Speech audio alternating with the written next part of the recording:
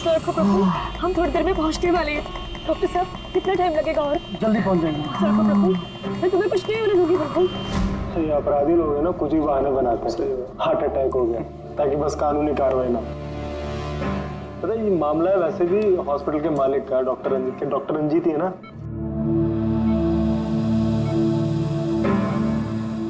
Don't worry Sushila ji, operation के बाद दोनों ब्लॉकेजेस निकल जाएंगे। रंजीत जी, सिगरेट मंगवाऊं आपके लिए? देखिए, आपको मुझे वादा करना पड़ेगा कि इस ऑपरेशन के बाद आप सिगरेट पीना बिल्कुल छोड़ देंगे। Very good. डॉक्टर साहब देखिए ना, इन्हें सांस नहीं आ रही है। प्रभु मैं तुम्हें कुछ नहीं होने दूंगी, मैं हूं ना। हम बस थोड़ी देर में पहुंचने वाले हॉस्पिटल। प्रभु सब कुछ ठीक हो जाएगा, मैं हूं ना। डॉक्टर साहब जल्दी करिए।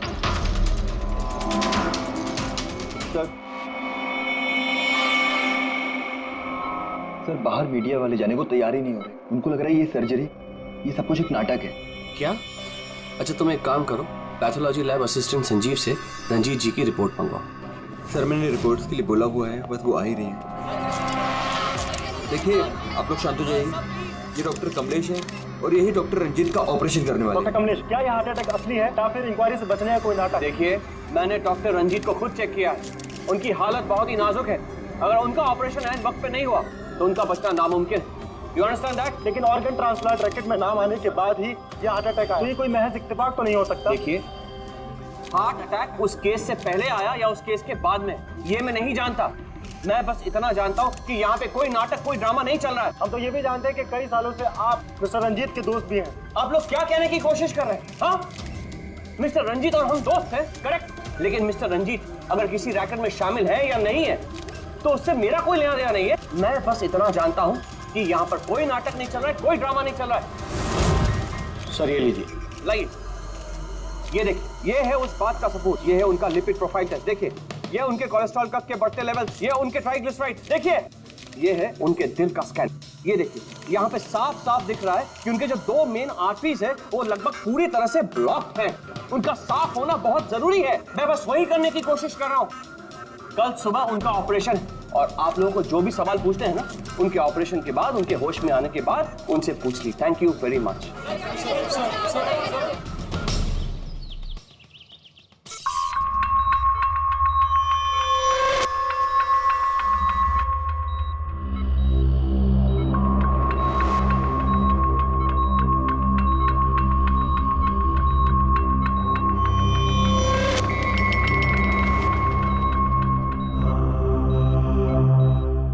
Well done team, operation successful हुआ। अब सारे ब्लॉकेजेस क्लियर है और अब ये खतरे से भी बाहर है। Vineet, dressing room. जी sir.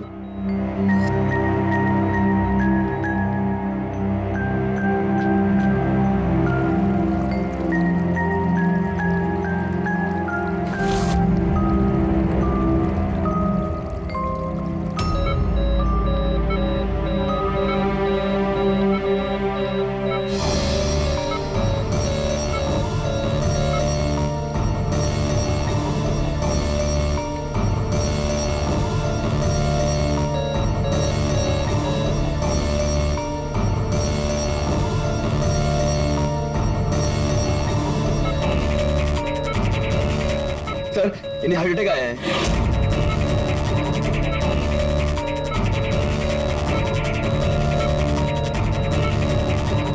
Vineet, give him the injection right now. Oxygen check करो फास्ट।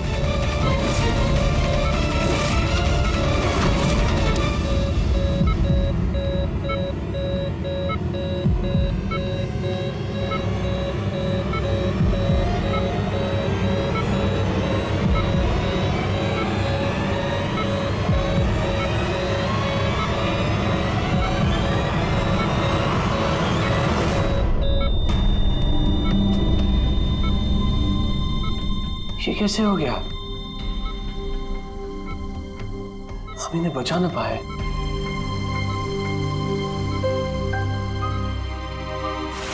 मौत नहीं ऑफिसर, मर्डर हुआ है। मर्डर? जी। पर डॉक्टर रंजीत की मौत तो हार्ट अटैक से हुई है ना? हार्ट अटैक तो हुआ है लेकिन अपने आप नहीं हुआ है। क्या मतलब? आइए मैं आपको दिखाता हूँ, आइए। ये देखिए सर, ये है रंजीत के दिल का स्कैन जो उसकी सर्जरी के पहले किया गया था। ये 2 आर्टरीज, ये पहली वाली लगभग 50% ब्लॉक्ड है जबकि दूसरी वाली 80% ब्लॉक्ड है। और ये दूसरा स्कैन देखिए सर, जो सर्जरी के तुरंत बाद ही लिया गया था, जिसमें कोई ब्लॉकेज बिल्कुल नहीं है। इसका मतलब ये हुआ कि हमारा ऑपरेशन सफल था। लेकिन फिर अचानक डॉक्टर रंजीत को दिल का दौरा पड़ा और हम उन्हें बिल्कुल बचा ना सके। तो इसीलिए आप कह रहे हैं कि रंजीत को हार्ट अटैक नहीं बल्कि किसी ने मारा है? सर, मुझे पूरा यकीन है कि डॉक्टर रंजीत की हत्या ही हुई। अब चौंकाने वाली बात यह है कि यहां पे एक ब्लॉकेज है जो सर्जरी से पहले किए हुए स्कैन में था ही नहीं, और इसी की वजह से हार्टरी में 100% ब्लॉकेज हुआ, जिसकी वजह से फाइनली डॉक्टर रंजीत की मौत हो गई।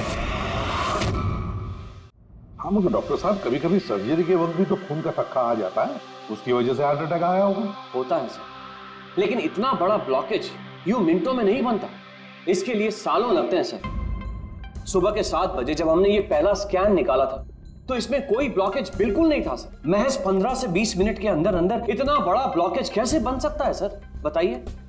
डॉक्टर साहब, क्या कोई ऐसी किसी की आर्टरी ब्लॉक कर सकता है? किसी ने कैसे ऐसा किया होगा ये तो मुझे भी नहीं पता। वो हम पता लगा लेंगे डॉक्टर साहब, लेकिन आप सिर्फ इतना बताइए, किसने किया होगा, ये कौन कर सकता है, बताइए। मुझे नहीं लगता कि रंजीत जैसे भले आदमी के साथ ऐसा कोई कर सकता है।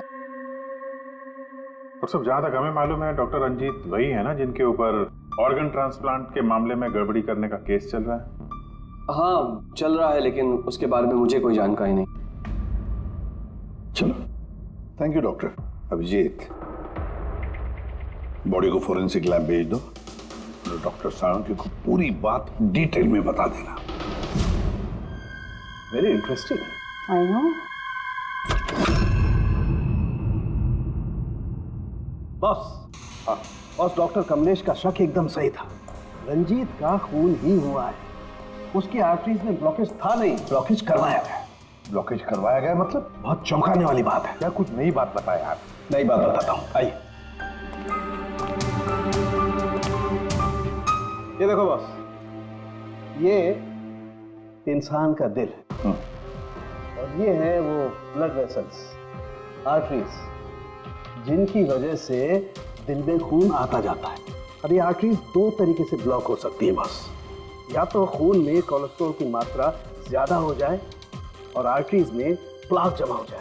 ये देखो इसका क्रॉस सेक्शन, ये प्लाक इकट्ठा हो गया, प्लाक इकट्ठा हो गया है और आर्टरीज ब्लॉक हो गई। दूसरी वजह, किसी भी कारण से खून का थक्का जम जाए और आर्टरीज को ब्लॉक कर देना। अब इसकी सर्जरी में ये जो 2 ब्लॉकेजेस थे, ये तो सर्जरी के दौरान क्लियर हुए थे, ठीक है, लेकिन फिर भी इसकी मौत हुई हार्ट अटैक की वजह से ही हुई। और वो है ये तीसरा आर्टरी का ब्लॉक, जिसकी वजह से हार्ट अटैक हुआ। और इस ब्लॉक की कोई और ही वजह है।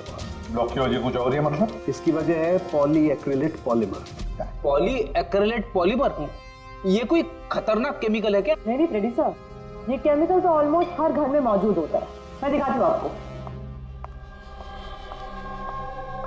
ये डायपर देख रहे हैं?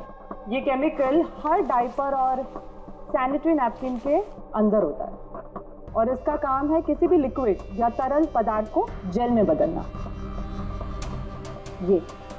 ये है पॉलीएक्रिलेट पॉलीमर के क्रिस्टल्स।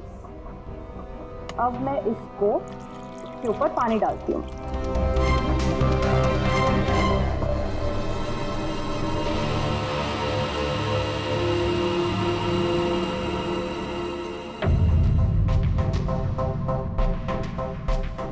अरे ये तो जेल बन गया। तारिका जी, ये कोई जादू है क्या? जादू नहीं फ्रेडी, साइंस। बॉस, इस केमिकल को वाटर लॉक भी कहते हैं।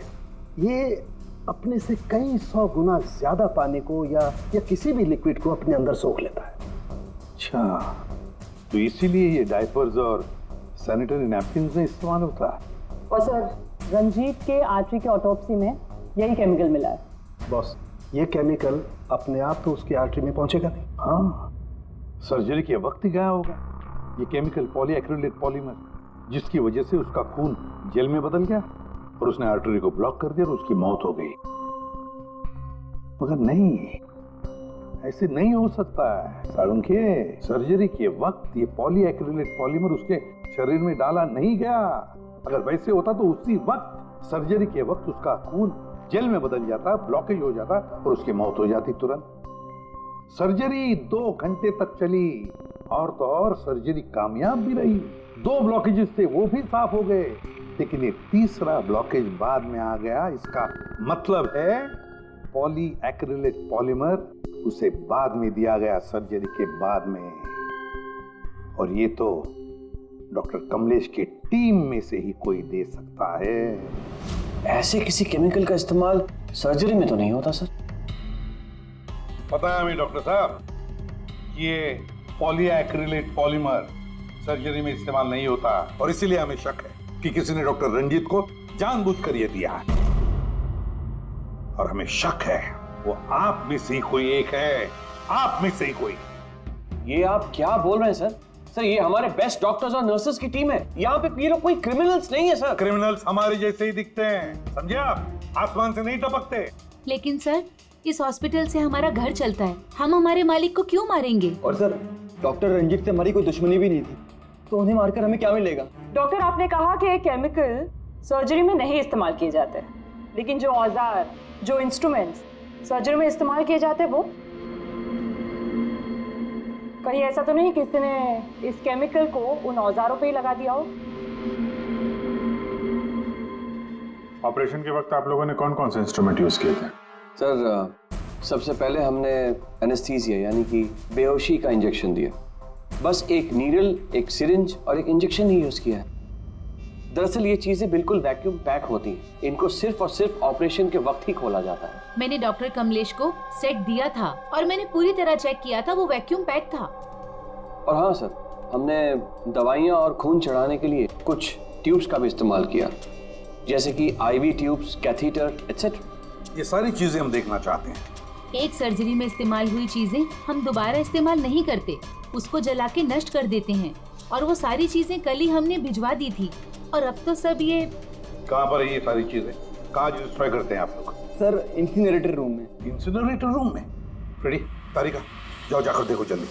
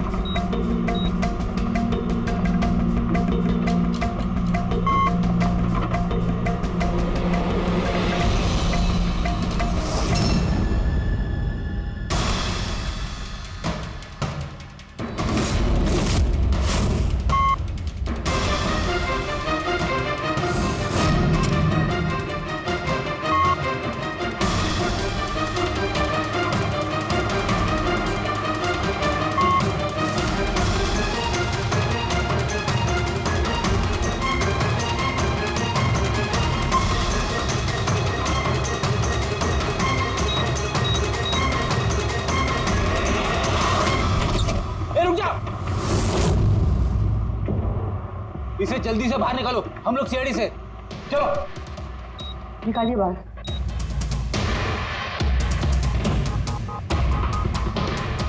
मैं इसे इमीडिएटली चेक करके आपको बताती हूँ। हाँ?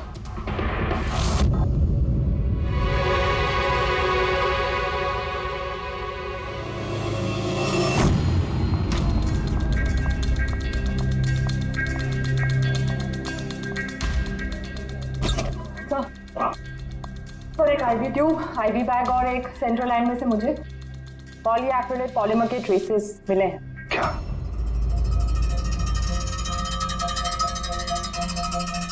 क्यों डॉक्टर साहब, किसने डॉक्टर रंजीत को IV ट्यूब और IV बैग लगाई थी? डॉक्टर नीतू ने। जी सर, मैंने ही उनको सेंट्रल IV लाइन लगाई थी, पर मुझे नहीं पता कि उसमें वो केमिकल कैसे आया। आपको नहीं पता तो किसको पता है? उस ट्यूब में हमें केमिकल के ट्रेसेस मिले हैं। वो ट्यूब आपने लगाई थी। देखो डॉक्टर नीतू, क्यों किया तुमने ये? क्यों किया? सर आप प्लीज मेरा विश्वास कीजिए, मैंने ऐसा कुछ नहीं किया है। और मैं ऐसा क्यों करूंगी सर? सर मैं एक गोल्ड मेडलिस्ट स्टूडेंट हूँ, डॉक्टर बनना मेरा सपना था और ये मेरी पहली जॉब है। रंजीत सर को मार के मुझे क्या मिलेगा सर? एसीपी सर, मैं आपसे हाथ जोड़कर विनती करता हूँ कि प्लीज आप हम में से किसी पे शक मत कीजिए। हम में से ऐसा कोई नहीं कर सकता। आप खुद ही सोचिए, अगर हम में से किसी ने भी ऐसा किया होता तो हम खुद आपको यहाँ क्यों बुलाते? बस वो केमिकल आईवी ट्यूब और आईवी बैग में से मिला है और वो डॉक्टर नीतू ने लगाया था। अगर डॉक्टर नीतू ने नहीं लगाया तो फिर और किसने लगाया? है कोई जवाब?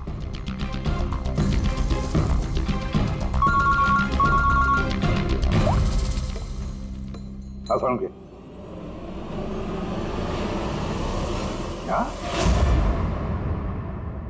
क्या साळुंखे, अभी तक तो तू ये कह रहा था कि पॉलीएक्रिलेट पॉलीमर से कोई भी लिक्विड कुछ ही सेकंडों में जेल में कन्वर्ट होता है। अब तू कह रहा है कि डॉक्टर रंजीत की सर्जरी से पहले उसे ये पॉलीमर दिया गया था। कैसे? ये कैसे हो सकता है? हाँ? बॉस, जब मैंने रंजीत की ऑटोप्सी को और बारीकी से चेक किया तो मुझे पॉलीएक्रिलेट पॉलीमर के अलावा एक और केमिकल भी मिला। और एक केमिकल मिला? कौन सा? जेलेटिन। जेलेटिन तो घुल गया है लेकिन उसके ट्रेसेस अभी भी बाकी हैं बॉस। यार तू कहना क्या चाहता है? मुझे आश्चर्य इस बात का है कि जेलेटिन आखिर उसके खून में गया तो गया कैसे? जेलेटिन, ये कैप्सूल का घोल जेलेटिन का बना होता है जिसमें दवाई भरी जाती है और ये कैप्सूल शरीर में तब तक नहीं घुलता है जब तक वो अपनी जरूरी जगह पर नहीं पहुंच जाए, क्योंकि जेलेटिन को घुलने में थोड़ा वक्त लगता है। ये देखो, ये जेलेटिन का कैप्सूल ये हमने पानी में डाला, अब इसे घुलने में थोड़ा वक्त लगेगा। तो मतलब साळुंखे, तेरे कहने का मतलब है कि जिसने भी ये किया है उसने पॉलीएक्रिलेट पॉलीमर रंजीत के शरीर में इस कैप्सूल के जरिए डाल दिया है। नहीं बॉस, कैप्सूल के जरिए नहीं, बल्कि उसने ये पॉलीएक्रिलेट पॉलीमर के छोटे छोटे क्रिस्टल्स को जेलेटिन में कोट कर दिया।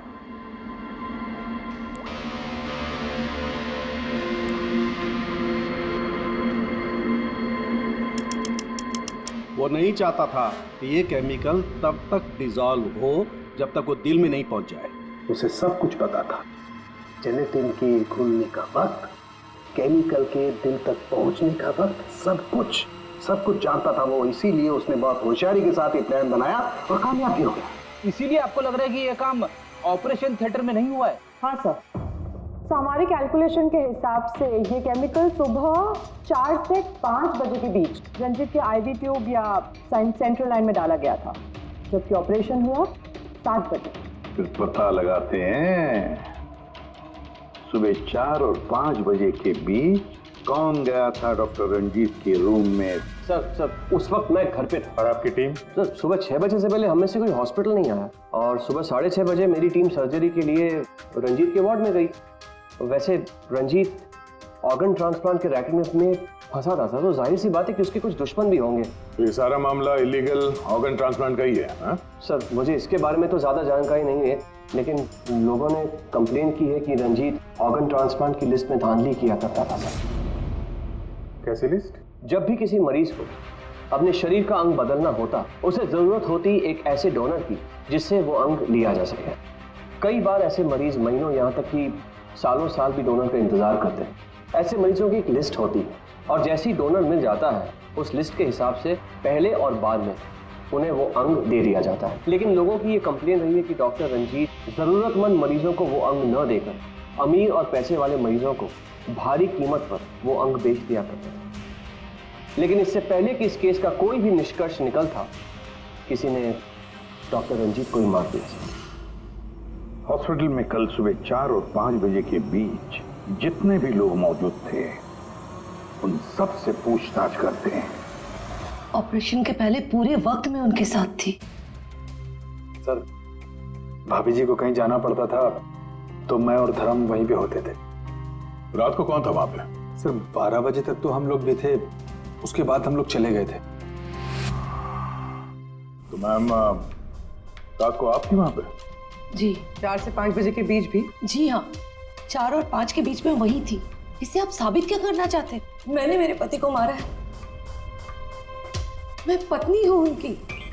ऐसे समय में मैं उनके पास नहीं रहती तो कहाँ रहती? देखिए मैम, 4 से 5 बजे के बीच मिस्टर रंजीत की आईवी में वो केमिकल डाला गया, और अगर उस वक्त आप थी वहां पर तो जाहिर सी बात है कि आप ही ने किया।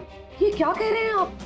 देखिए मेरे पति जैसे भी थे, वो उन पे कोई भी इल्जाम था, वो एक अच्छे पति थे, मेरे सब कुछ थे, और उन्हें मारने के लिए मेरे पास कोई वजह नहीं थी। देखिए, अगर आपने ये नहीं किया है तो जिसने भी ये किया है या जो भी 4 से 5 बजे के बीच वहां पर आया था, आपने उसे देखा तो हो गई? मैंने घड़ी तो नहीं देखी थी, लेकिन लगभग उसी वक्त वार्ड में एक डॉक्टर आया था। मैं उनका चेहरा नहीं देख पाई क्योंकि चेहरे पर मास्क था। क्या हुआ डॉक्टर? सब ठीक है ना? इनका सीआरपी रिपोर्ट नॉर्मल है। डॉक्टर आप कुछ बोल क्यों नहीं रहे? कोई चिंता वाली बात तो नहीं है ना? डॉक्टर डॉक्टर ये 4 से 5 बजे के बीच मिस्टर रंजीत को जो आईवी बैग लगा हुआ था वो किसने लगाया था? सर मैंने रात को 12 बजे लगाया था, वो सुबह तक चल रहा था। सर हो सकता है आईवी बैग्स बदल दिए गए हो। ये आईवी बैग्स आप लोग रखते कहाँ हैं और कौन कौन जा सकता है वहां पर? सर स्टोर रूम में रखते हैं और वहां पर सभी लोग आ जा सकते हैं। उस वक्त हॉस्पिटल में कितने लोग थे? सर बहुत सारे लोग थे, लेकिन रंजीत सर को जिस वार्ड में रखा गया था वो स्पेशल वार्ड था और वहाँ पर कोई आ नहीं सकता था। वो सिर्फ उसी मंजिल के लोग वहाँ पे जा सकते थे, जैसे कि पैथोलॉजी स्टाफ, नर्स, डॉक्टर्स और मरीज और उनके रिश्तेदार। और डॉक्टर तेज, आप ड्यूटी पर थे वहाँ? जी हाँ, लेकिन सर सुबह 4 और 5 बजे के बीच में मैं मिस्टर रंजीत के रूम में गया ही नहीं था सर। ना ही मैंने कोई सर्जरी वाला मास्क लगा रखा था। अगर आप मास्क पहनकर वहां नहीं गए थे तो फिर वो कौन है जो मास्क पहनकर डॉक्टर के भेस में वहां गया और रंजीत की हत्या की? सर ये जैसे कह रही हैं कि हॉस्पिटल स्टाफ के अलावा मरीज और उनके साथ आए हुए लोग भी थे, कहीं उनमें से तो कोई एक नहीं? चलो देखते हैं। आइए डॉक्टर साहब।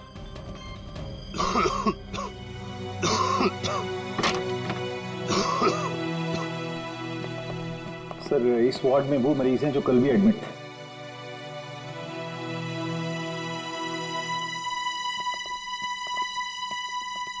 हम इनसे कुछ सवाल पूछ सकते हैं? पूछ सकते हैं सर, लेकिन इनमें से कोई भी ऐसा नहीं है जो खुद चलकर उस वार्ड तक जा सके। खुद नहीं जा सकता, लेकिन कोई तो होगा जिसने उस खूनी को देखा। सर इनमें से 2 मरीज ऐसे हैं जिनकी सर्जरी हुई है और बाकी सब इस हालत में नहीं है कि उठकर इस वार्ड से बाहर निकले।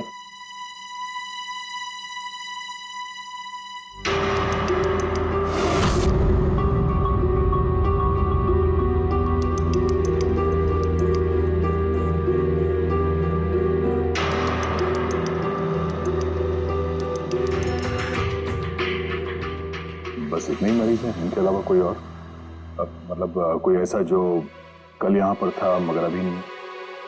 हाँ सर, एक आदमी था जो मिस्टर रंजीत की सर्जरी से 1 रात पहले आया। उसे सीने में दर्द की प्रॉब्लम थी। हम लोगों ने सारे टेस्ट किए, लेकिन सारी रिपोर्ट नॉर्मल आई सर। हौसला रखो प्रफुल्ल, सब कुछ ठीक हो जाएगा। मर गया। डॉक्टर साहब अभी आते ही होंगे। बुलाओ डॉक्टर। हौसला रखो ना, हौसला रखो। डॉक्टर साहब देखिए ना, इतना दर्द हो रहा है। डॉक्टर मैं चेक कर लेता हूँ। बहुत दर्द है डॉक्टर। देखिए ईसीजी, एंजियोग्राम सब नॉर्मल है। मुझे नहीं लगता इन्हें कोई हार्ट की प्रॉब्लम है। मुझे लगता है इन्हें गैस की प्रॉब्लम है। मैं कुछ दवाइयाँ लिख देता हूँ, आप इन्हें घर ले जा सकते हैं। घर? नहीं डॉक्टर साहब, मैं कोई रिस्क नहीं लेना चाहती। आप कम से कम रात भर तो इन्हें यहाँ रहने दीजिए ना। देखिए मुझे नहीं लगता इसकी जरूरत है, लेकिन अगर आप फिर भी कहती हैं, नर्स इन्हें एडमिट कर दीजिए। Don't worry, he will be okay. Prafull hospital से डिस्चार्ज कब हुआ? सर यही कोई 9:30-10 बजे। 9:30-10 बजे। पंकज, इस प्रफुल्ल के बारे में पता करो और यहाँ हॉस्पिटल में उसने जो एड्रेस और नंबर दिया है उसे क्रॉस चेक करो।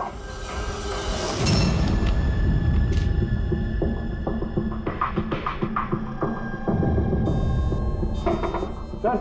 हाँ पंकज, प्रफुल्ल के बारे में कुछ पता चला? नहीं सर, नहीं सर, हॉस्पिटल में प्रफुल्ल ने जितनी भी डिटेल्स दिखाई थी सर, सब गलत थी और प्लस उसने पेमेंट भी कैश में की थी सर। मगर ये वार्ड बॉय एम्बुलेंस में प्रफुल्ल को हॉस्पिटल लेके गया था सर। कहाँ से उठाया था उसको? मलाड से साहब, मैं उसकी वाइफ को जानता हूँ। वाइफ को जानते हो? कैसे? वो पीकॉक बार की 1 नंबर डांसर चेरी है। अच्छा। और मैं उसका फैन नंबर 1 साल से रेगुलर हर हफ्ते वहां जाता था, खाली उसी के वास्ते। अपने को वो कभी देखी ही नहीं। और उस दिन एम्बुलेंस में कितने प्यार से अपने पति का टेक केयर कर रही थी, कसम से जान जल रही थी मेरी। ये देखकर मेरा दिल टूट गया। तो रूपाली असल में पीकॉक बार की डांसर है सर, चेरी। रूपाली पीकॉक बार की डांसर रूपाली, रूपाली उस चेरी। इस चेरी से जाकर मिलो, अच्छी तरह से पूछताछ करो, यही हमें प्रफुल्ल के बारे में सब कुछ बता देगी।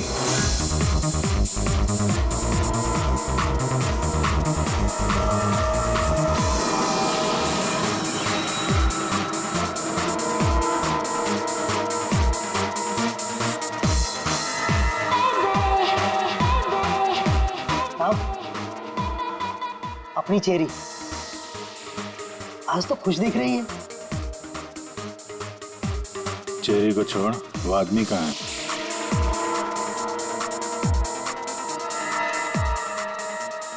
ये कहाँ जा रही है साहब?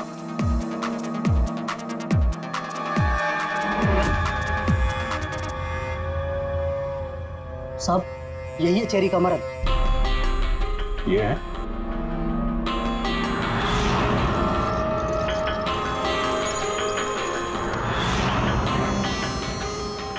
दो दिन पहले इसको हार्ट अटैक आया था, इसने बैठकर रोमांस कर रहा।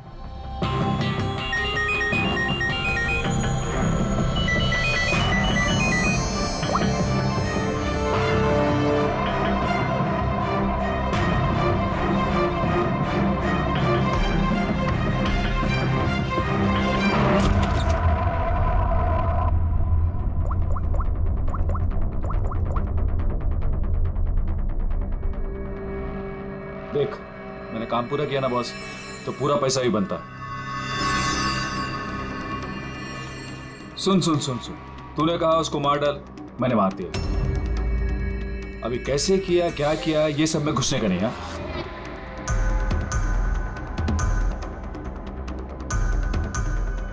देख देख देख देख, अभी मेरे को ये बता, मेरे को पैसा लेने किधर आने का है बस। ठीक है, कल सुबह 10 बजे, ठीक है?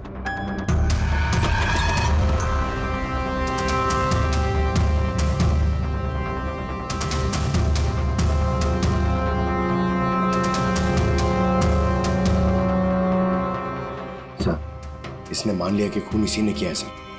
अपने बॉस से फोन पे बात कर रहा था कुछ पैसे की लेन देन के लिए, और कल सुबह उससे मिलने वाला है सर।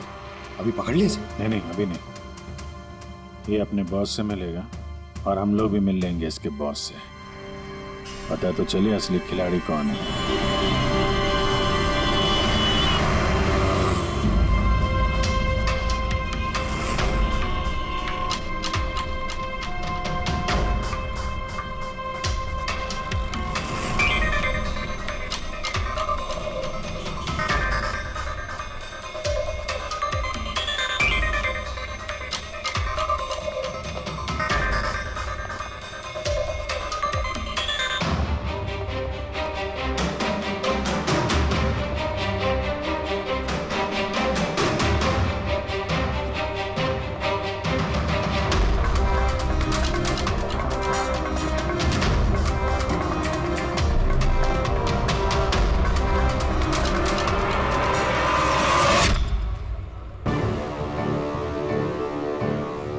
ये करने क्या आया है यहाँ पे?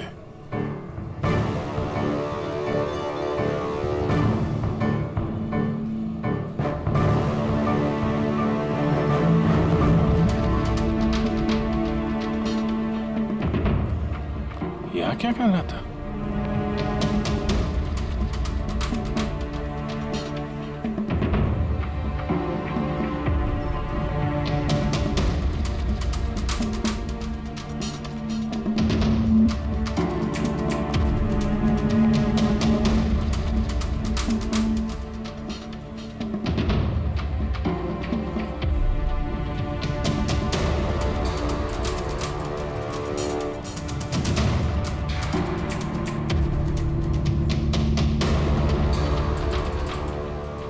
आया था तो खा लिया, तभी बैग लेके जा रहा है। बॉस तो बहुत चालाक निकला। इसको पकड़ते हैं। कौन हो तुम? अरे वो सब छोड़ो, पहले ये बैग, इसे खोल के दिखाओ, क्या है इसमें? अरे सामान है मेरा, और क्या करने का आप लोगों को? कौन है आप लोग? सीआईडी। सीआईडी? ये बता कि रंजीत को क्यों मारा तूने? हैं? किसके कहने पे मारा? सर मेरा रंजीत को? कौन सा रंजीत सर? कौन सा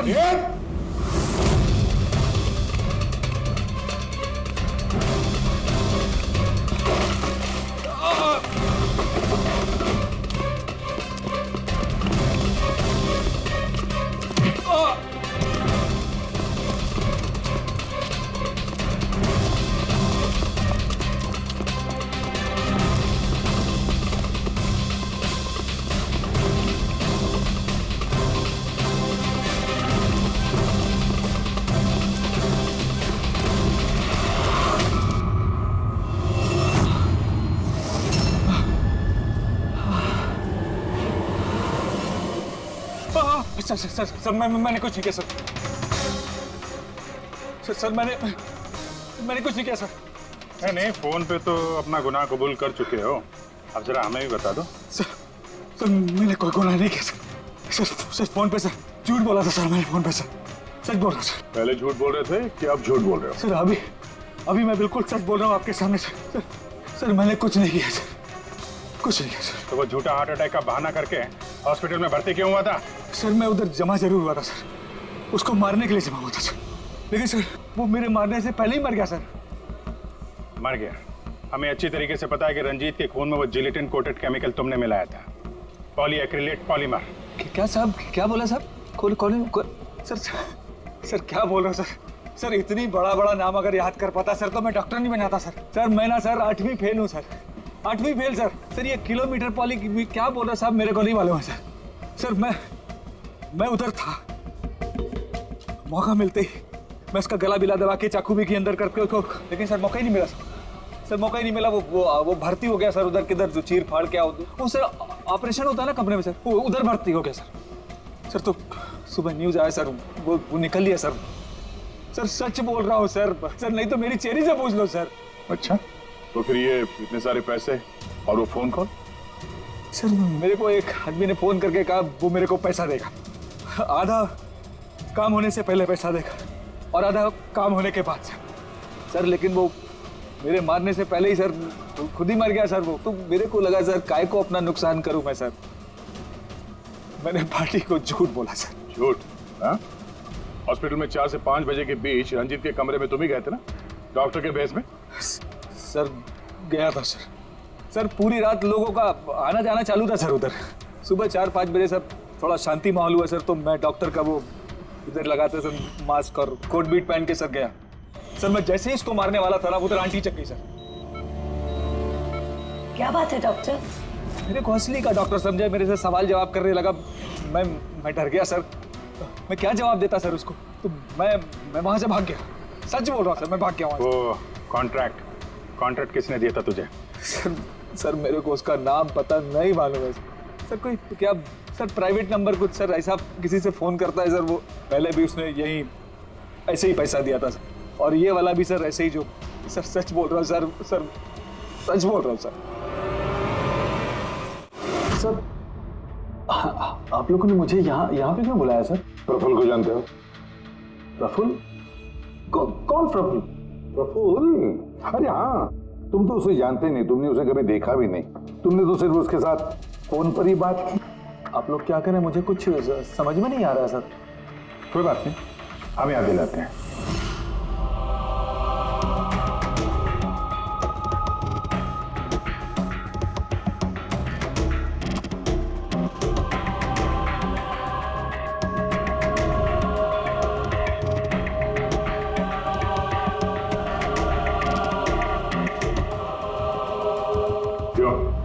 अभी भी कुछ कहना है तुम्हें?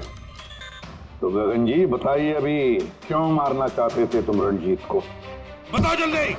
सर रंजीत साहब के साथ उस किडनी रैकेट में मैं भी था। लेकिन सर धांधली मैंने नहीं की है सर, मैं तो सिर्फ रंजीत साहब को बड़ी बड़ी पार्टियां ला कर देता था, बाकी सब तो वही किया करते थे सर।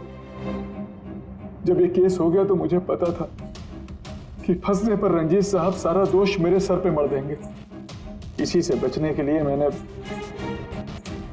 रंजीत साहब को मारने का प्लान किया और इसीलिए मैंने प्रफुल्ल को कांटेक्ट किया। शर्म आनी चाहिए तुम्हें। पैसों की लालच में ऐसा घिनौना काम कर दिया।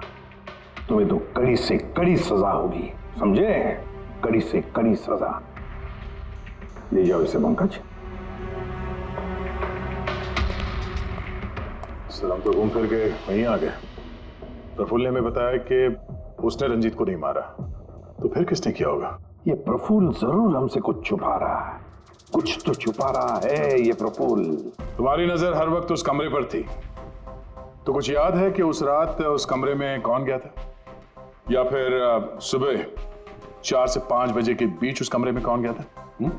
साहब, उस रात रंजीत साहब के कमरे में बहुत सारे लोगों का आना जाना लगा था और मैं तो इस मौके का इंतजार कर रहा था कि कोई ना हो और मैं अपना काम। सब 4-5 बजे के बीच स्टाफ के सारे लोग चले गए।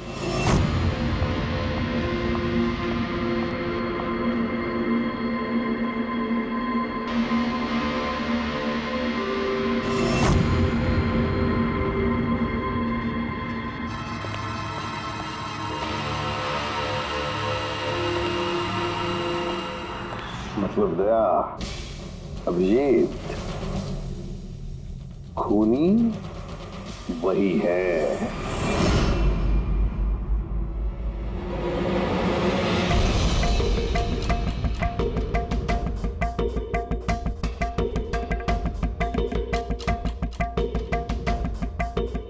प्रफुल्ल,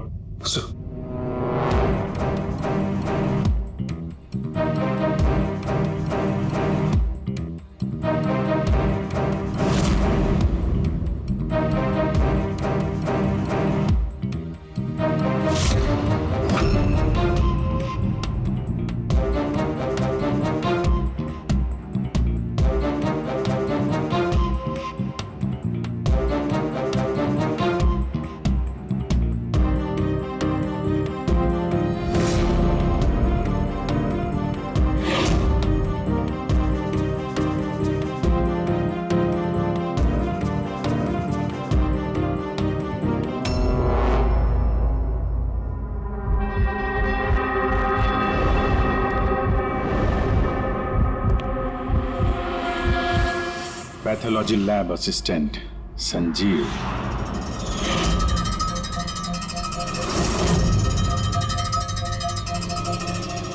हैं सर।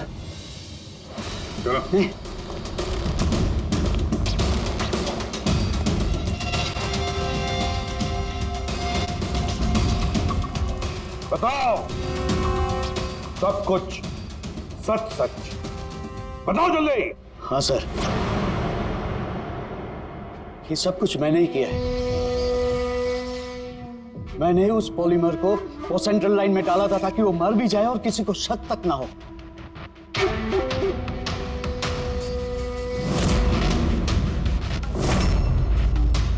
मैं तो चाहता था सर कि वो ऑपरेशन के दौरान ही मर जाए, लेकिन वो बाद में मरा है? तो क्यों मारा तुमने डॉक्टर रंजीत को? ऐसी क्या दुश्मनी थी तुम्हारी डॉक्टर रंजीत के साथ? उसने मेरी जिंदगी मुझसे छीन ली थी सर। उसने मेरी बेटी को मार डाला था सर। बेटी को मार डाला था। क्या बकवास कर रहे हो? रंजीत कभी किसी का खून नहीं कर सकते। ऐसा मुझे भी लगा था। मैंने 15 साल इस अस्पताल में ईमानदारी से सेवा की और अचानक एक दिन मुझे पता चलता है कि मेरी बेटी का बॉडी ऑर्गन फेल हो गया। उसकी जिंदगी के लिए नया बॉडी ऑर्गन का मिलना बहुत जरूरी था सर, और वो मिला भी। एक डोनर मिला सर, और कुछ ही दिनों में उससे नया बॉडी ऑर्गन डालने वाले थे। उसे नई जिंदगी मिलने वाली थी सर, नई जिंदगी। मैं खुशी से पागल था सर, खुशी से पागल हो गया था। सारी तैयारियां हो चुकी थी इसी अस्पताल में सर। ऑपरेशन भी होने वाला था, लेकिन मुझसे और इंतजार करने को कहा गया। वो नन्ही सी जानती कब तक इंतजार करती सर, वो तो चली गई, मुझे छोड़ के चली गई सर। फिर मैंने एक दिन ऑफिस में उसका केस पेपर देखा सर।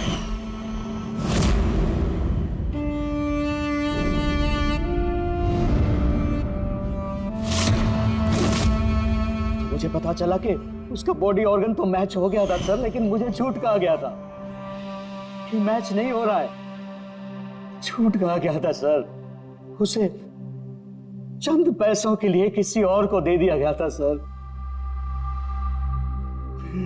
सिर्फ अच्छे पैसों के लिए, कुछ ज्यादा पैसों के लिए। मेरी बेटी मुझसे चली गई सर, मुझे छोड़कर चली गई। तो सर उसी दिन मैंने कसम खा ली थी कि जिस दिन मौका मिलेगा मैं छोड़ूंगा नहीं, मैं बदला तो लेके रहूंगा सर, कसम खाई थी मैंने। क्या फायदा हुआ? क्या तुम्हारी बेटी तुम्हें वापस मिल गई? बदले की आग में तुमने एक जान ले ली और खुद बन गए सजा के हकदार। कानून तुम्हें माफ नहीं करेगा, तुम्हें कड़ी से कड़ी सजा होगी।